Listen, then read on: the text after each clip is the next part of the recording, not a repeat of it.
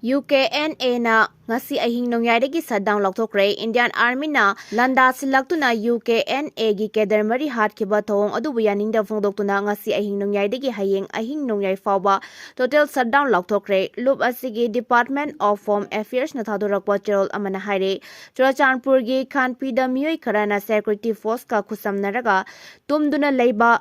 UKNA gi keder mari nomaina kaptuna hatkibagi thawong adu khwaidagi kanba moongda condemn tawe komja lisingani ga kulhumdoi gi me ahumdagi thorakhiba irangna maram oiraga chingda chenduna leirakkhibani ipa ipu singi haktaktagi singi saruk sing tampaka punsillaga set ama sembagi wafam yaramde adubu sanglaba matam asi nungsi sanana laiminarakhibani hanigi se minister N Birena lusinglaga komja lisingani kulhumdoi gi me thadagi ethnic cleansing chatharakpadagi isagi lam amasung miyam ngak senabagi damakta tangai fadana khulai paikibani ngasi phawba khunai amadi Indian Army gi mayokta pamdaba thawong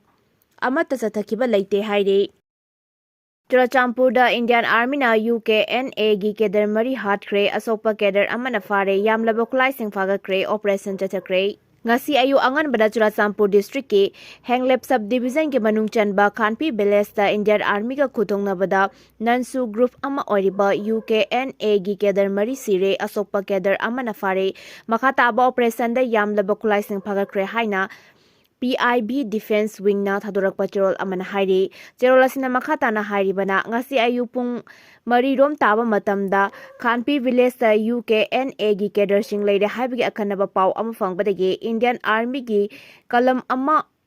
operation gi damakta mafam adu tamna changsinki hairiba mafam asi Churachandpur dagi nongsuklomda kilometer marfu rom chatlaga leiba mafam amani Indian Army gi kalam adu na mafam adu yoksilakpada UKNA gi cadre singna nongmei kapthorakpadagi army na handuna kapada UKNA gi cadre mari adu leikidabani makhatana Khanpi village yauna manak nakpa area singda thibuhumbagi thabak chathabada Akuppa UKNA gi cadre amasu fare yamlaba khulai kya su phagale Indian Army ki operation asi handakta UKNA gi cadre singna village sip ama hatkiba yauna miyamda aki tujungbagi thodok kaya chathabagi mathakta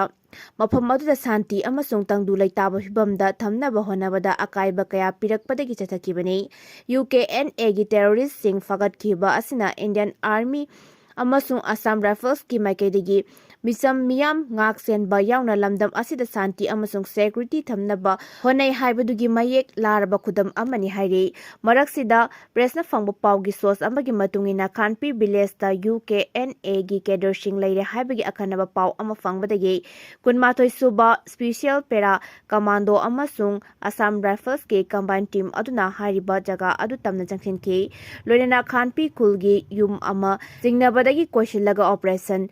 Tathanaba honake maduda UKNA gi cadre sing aduna nongmei kapthorakpadagi combined team aduna handuna kapada UKNA gi cadre marisike soglaba cadre amana fagatke adu atopa cadre sing aduna mafam adudagi nanthoklaga senkhre yum aduda UKLA gi cadre puna 38 lom haukiba numit kharani gi mamangdagi lek chadun leirakibani combined force ka khut thongnabada leikidraba UKNA gi cadre mari adu yauna soglaba UKNA gi cadre adu helicopter da Churachandpur district hospital tamna purakre lonena leikidraba sing adugi haksangna masak maming khangdoknaba Churachandpur district hospital gi mokta thamkhre soglaba cadre aduna layangbagi thabak chathari haire panbayabadi chahi asigi mas nipan da Churachandpur gi Henglep village da leiba UKNA gi camp ama Assam Rifles na thugaikrabani hairiba camp adu thugaikraba matungda UKNA gi cadre sing adu manakna pa jungle gi area singda lotlaga leirakibani lalhaulup asi haukiba July thadasu KNA gi deputy Thankhothang haukip Elias Tapi chahi nimpu nipan ke NA gi cadre Saikhogin chahi kuntramari amasung Lengo ho chahi kuntramanga yauna chahi humputara nithoi suraba Falhing kauba NUPI ama ambush tawduna hatkibagi thodokta haktengana chenaribani handakta su ikuidana October 18 da Churachandpur district ke Henglep sub division ke manung chanba ti Khonompai village ke chief Haukip mayumdagi kidnap tawguna pukraba matung tamtina furaga hatlamba amasung mamang sahigi anganba sarukta ningthaukhong kha khunawda mapa macha yauna miyoi mari hatkibagi thodok ta hakthengana chenaba kangbuni hari Sei tara ki nupi macha ama nongmaina kaplamle sei tara ki nupi macha ama nupa amana Faridabad nongmaina kaplamle nupi macha adu accused aduna numit kharani gi mamangdagi senaduna lakibani hairi thaudo asi private library amagi mamangda thokibani police na hai nupa aduna victim adugi nomagi tawba duty routine khangdokuna nupi macha adubu lakpa ngaikibani police investigation gi matungina nupa aduna nupi macha adubu stalking tawkuna mahak nga chatpa amadi halakpa yengkuna lakibani hairi victim adu housing medical treatment chathari amadi police ta attacker adu kanano haiba nupi aduna masak takre amasung mahak na makha tana hai nupa adu mahak na masak khangi matam kuirabagi mamangdagi tok tawguna lakibani hairi police na hai victim aduna nongmaina kaplam laba matung mahak na khulai adu spot adu langthoklambani police na mafam adu dagi homemade pistol ama fangki special police team na accused adu bu fana na bakana honari hairi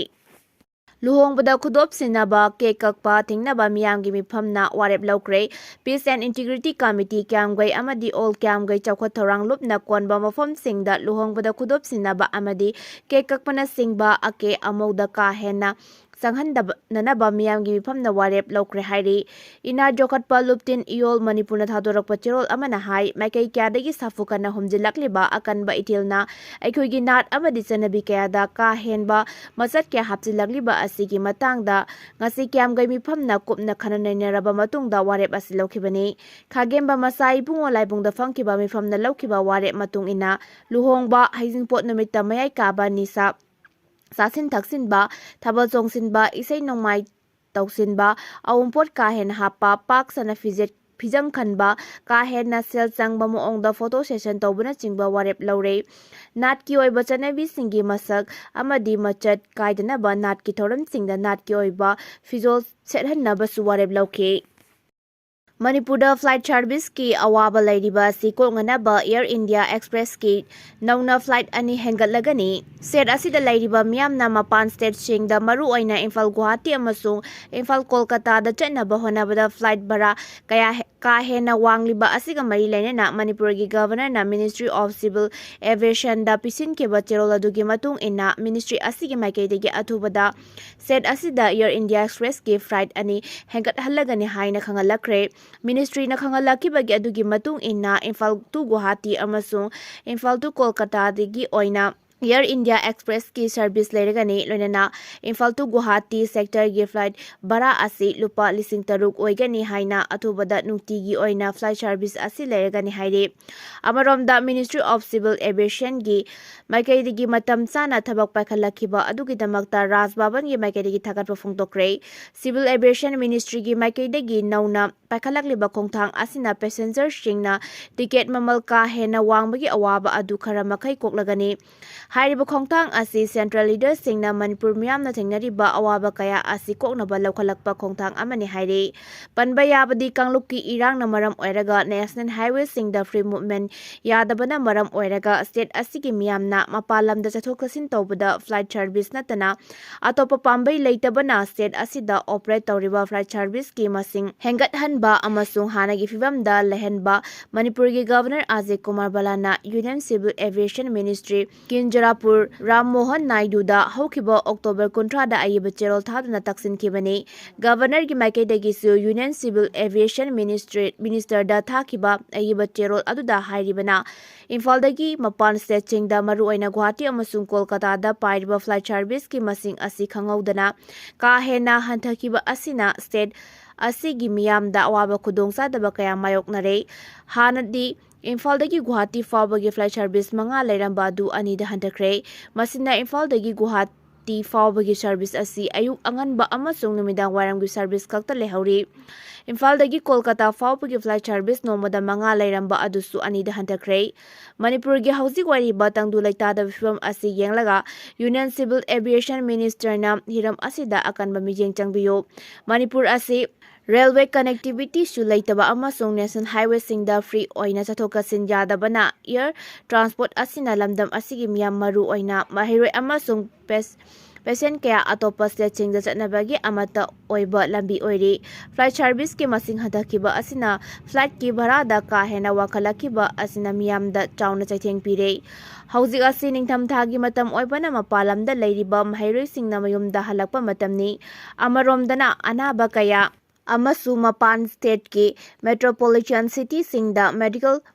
ꯀꯟꯁꯜꯇꯦꯁꯟꯒꯤꯗꯃꯛꯇ ꯆꯠꯊꯣꯛ-ꯆꯠꯁꯤꯟ ꯇꯧꯅꯔꯤꯕ ꯃꯇꯝꯅꯤ꯫ ꯃꯔꯝ ꯑꯗꯨꯅ ꯍꯤꯔꯝ ꯑꯁꯤꯗ union civil aviation ꯃꯤꯅꯤꯁꯇꯔꯅ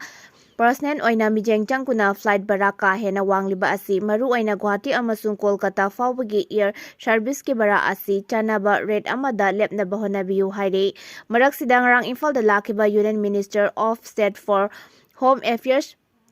Pandit Sanjay ꯀꯨꯃꯥꯔꯗꯁꯨ chief ꯁꯦꯀ꯭ꯔꯦꯇꯔꯤꯒꯤ ꯃꯥꯏꯀꯩꯗꯒꯤꯁꯨ ꯏꯝꯐꯥꯜ ꯑꯃꯁꯨꯡ ꯑꯇꯣꯞꯄ ꯁ꯭ꯇꯦꯠꯁꯤꯡꯗ ꯄꯥꯏꯊꯣꯛ-ꯄꯥꯏꯁꯤꯟ ꯇꯧꯔꯤꯕ ꯑꯦꯌꯔ ꯁꯔꯚꯤꯁꯁꯤꯡꯒꯤ ꯚꯥꯔꯥ ꯑꯁꯤ ꯀꯥ ꯍꯦꯟꯅ ꯋꯥꯡꯕꯅ ꯃꯤꯌꯥꯝꯗ ꯇꯉꯥꯏꯐꯗꯅ ꯃꯄꯥꯟ ꯂꯝꯗ ꯆꯠꯊꯣꯛ-ꯆꯠꯁꯤꯟ ꯇꯧꯕꯗ ꯑꯋꯥꯕ ꯀꯌꯥ ꯃꯥꯌꯣꯛꯅꯔꯦ꯫ ꯃꯔꯝ ꯑꯗꯨꯅ ꯍꯤꯔꯝ ꯑꯁꯤꯗ ꯃꯤꯠꯌꯦꯡ ꯆꯪꯗꯨꯅ ꯁꯤꯚꯤꯜ ꯑꯦꯚꯤꯌꯦꯁꯟ ꯃꯤꯅꯤꯁꯇꯔꯒ ꯇꯥꯟꯅꯗꯨꯅ ꯐ꯭ꯂꯥꯏꯠ ꯚꯥꯔꯥ ꯑꯁꯤ ꯍꯟꯊꯍꯟꯅꯕ ꯍꯣꯠꯅꯕꯤꯌꯨ ꯍꯥꯏꯅ ꯇꯛꯁꯤꯟꯕ ꯂꯩꯈ꯭ꯔꯕꯅꯤ꯫ ꯐꯣꯔꯃꯔ ꯆꯤꯐ ꯃꯤꯅꯤꯁꯇꯔ ꯑꯦꯟ ꯕꯤꯔꯦꯟꯅ ꯏꯝꯐꯥꯜ ꯑꯃꯁꯨꯡ ꯑꯇꯣꯞꯄ ꯁ꯭ꯇꯦꯠꯁꯤꯡꯒꯤ ꯐ꯭ꯂꯥꯏꯠ ꯁꯔꯚꯤꯁꯀꯤ ꯚꯥꯔꯥ ꯑꯁꯤ ꯀꯥ ꯍꯦꯟꯅ ꯋꯥꯡꯂꯦ꯫ ꯏꯝꯐꯥꯜꯗ ꯑꯣꯄꯔꯦꯠ ꯇꯧꯔꯤꯕ ꯑꯦꯌꯔꯂꯥꯏꯟꯁꯁꯤꯡꯅ ꯅꯨꯡꯊꯤꯜ ꯄꯣꯕꯣꯞꯇ ꯂꯨꯠ ꯇꯧꯔꯦ꯫ ꯏꯝꯐꯥꯜ ꯗꯦꯜꯂꯤ ꯐꯥꯎꯕꯒꯤ ꯐ꯭ꯂꯥꯏꯠ ꯚꯥꯔꯥꯗꯒꯤ ꯏꯝꯐꯥꯜ ꯒꯨꯋꯥꯍꯥꯇꯤꯒꯤ ꯚꯥꯔꯥꯅ ꯍꯦꯟꯅ ꯇꯥꯡꯂꯦ꯫ ꯍꯤꯔꯝ ꯑꯁꯤꯗ ꯌꯨꯅꯤꯌꯟ ꯁꯤꯚꯤꯜ ꯑꯦꯚꯤꯌꯦꯁꯟ ꯃꯤꯅꯤꯁꯇꯔꯅ ꯃꯤꯠꯌꯦꯡ ꯆꯪꯕꯤꯌꯨ ꯍꯥꯏꯅ ꯇꯛꯁꯤꯟꯈꯤꯕ ꯑꯗꯨꯒ ꯏꯀꯥꯟ ꯀꯥꯟꯅꯗꯅ ꯈꯨꯔꯥꯏ ꯀꯦꯟꯗ꯭ꯔꯒꯤ MLA ꯂꯩꯁꯥꯡꯊꯦꯝ ꯁꯨꯁꯤꯟꯗ꯭ꯔꯣꯅ ꯃꯅꯤꯄꯨꯔ ꯒꯚꯔꯅꯔ ꯑꯖय ꯀꯨꯃꯥꯔ ꯚꯜꯂꯥ ꯌꯥꯎꯅ ꯃꯤꯅꯤꯁꯇ꯭ꯔꯤ ꯑꯣꯐ ꯁꯤꯚꯤꯜ ꯑꯦꯚꯤꯌꯦꯁꯟꯒꯤ ꯁꯦꯀ꯭ꯔꯦꯇꯔꯤ ꯁꯃꯤꯔ ꯀꯨꯃꯥꯔ ꯁꯤꯟꯍꯥꯗ ꯑꯏꯕ ꯆꯦꯔꯣꯜ ꯄꯤꯗꯨꯅ ꯐ꯭ꯂꯥꯏꯠ ꯁꯔꯚꯤꯁꯀꯤ ꯚꯥꯔꯥ ꯑꯁꯤ ꯑꯦꯐꯣꯔꯗꯦꯕꯜ ꯑꯣꯏꯕ ꯑꯃꯗꯤ ꯃꯤꯌꯥꯝꯅ ꯌꯥꯅꯤꯡꯕ ꯃꯑꯣꯡꯗ ꯂꯦꯞꯅꯕ ꯇꯛꯁꯤꯟꯈ꯭ꯔꯦ꯫ MLA ꯑꯁꯤꯒꯤ ꯃꯥꯏꯀꯩꯗꯒꯤ ꯄꯤꯁꯤꯟꯈꯤꯕ ꯆꯦꯔꯣꯜꯁꯤꯡ ꯑꯗꯨꯗ ꯍꯥꯏꯔꯤꯕꯅ ꯐ꯭ꯂꯥꯏꯠ ꯚꯥꯔꯥ ꯀꯥ ꯍꯦꯟꯅ ꯋꯥꯡꯕ ꯑꯁꯤꯅ ꯃꯔꯝ ꯑꯣꯏꯔꯒ ꯃꯅꯤꯄꯨꯔꯒꯤ ꯃꯤꯌꯥꯝ ꯃꯄꯥꯟ ꯂꯝꯗ ꯆꯠꯊꯣꯛ-ꯆꯠꯁꯤꯟ ꯇꯧꯕꯗ ꯑꯋꯥꯕ ꯀꯌꯥ ꯃꯥꯌꯣꯛꯅꯔꯦ꯫ ꯃꯤꯅꯤꯠ nimfumathoi ꯈꯛꯇꯃꯛ ꯆꯪꯕ ꯏꯝꯐꯥꯜ ꯒꯨꯋꯥꯍꯥꯇꯤꯒꯤ ꯐ꯭ꯂꯥꯏꯠ ꯚꯥꯔꯥꯅ ꯄꯨꯡ 3 ꯍꯦꯟꯅ ꯆꯪꯕ ꯏꯝꯐꯥꯜ ꯗꯦꯜꯂꯤ ꯚꯥꯔꯥꯗꯒꯤ ꯍꯦꯟꯅ ꯇꯥꯡꯂꯦ꯫ ꯃꯔꯝ ꯑꯗꯨꯅ ꯍꯤꯔꯝ ꯑꯁꯤꯗ ꯌꯨꯅꯤꯌꯟ ꯁꯤꯚꯤꯜ ꯑꯦꯚꯤꯌꯦꯁꯟꯒꯤ ꯃꯤꯅꯤꯁꯇ꯭ꯔꯤꯅ ꯃꯤꯠꯌꯦꯡ ꯆꯪꯗꯨꯅ ꯐ꯭ꯂꯥꯏꯠ ꯚꯥꯔꯥ ꯑꯁꯤ ꯃꯤꯌꯥꯝꯅ ꯄꯤꯕ ꯉꯝꯕ ꯑꯃꯁꯨꯡ ꯌꯥꯅꯤꯡꯒꯗꯕ ꯃꯃꯜꯗ ꯂꯦꯞꯄꯤꯌꯨ ꯍꯥꯏꯕ ꯋꯥꯔꯣꯜꯁꯤꯡ ꯌꯥꯎꯔꯤ꯫